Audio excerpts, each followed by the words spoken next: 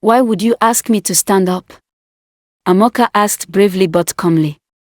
Angela rolled her eyes in a very annoying way and looked at her with anger. You just crossed the line, Angela said in a harsh tone. And you will face the consequences. She stormed out of the class angrily, and her group quickly followed behind her. Amoka slowly sat down. She felt sad. It was just her first day in school, and this was already what she was facing. She bent her head on her desk, trying to calm herself. Classes continued for the rest of the day, and soon school dismissed. The sun was very hot, and Amoka had to trek all the way back home. When she got there, she met her mother cooking fufu in front of their old, small house. Amoka forced a smile on her face. How was school? Her mother asked happily. It was fine, Amoka replied, pretending everything was okay. After changing out of her uniform, she joined her mother to sell the fufu at the market. The following morning came very quickly. Amoka walked to school again. As she got close to the school gate, she noticed a large crowd of students gathered around one particular boy. She looked confused. What is going on? She asked the girl standing beside her. Oh, you don't know? The girl said excitedly. There's a new boy in school. He's the senator's son. He just enrolled today. Every girl already has a crush on him. Amoka scoffed quietly and walked past them. She wasn't in school because of any new boy. She was here to mind her business and focus on her studies. She walked straight to her class and sat down quietly.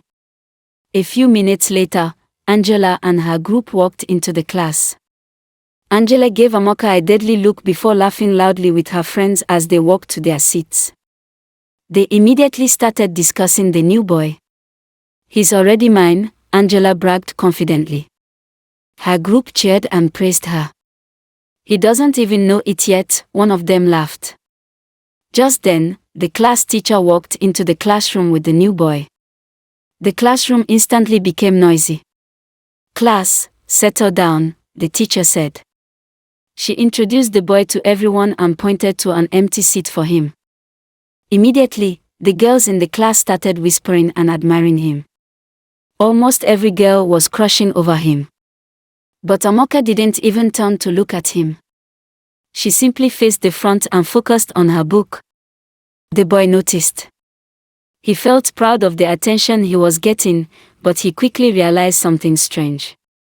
One girl in the class had not looked at him even once. He glanced at Amoka and smiled quietly to himself.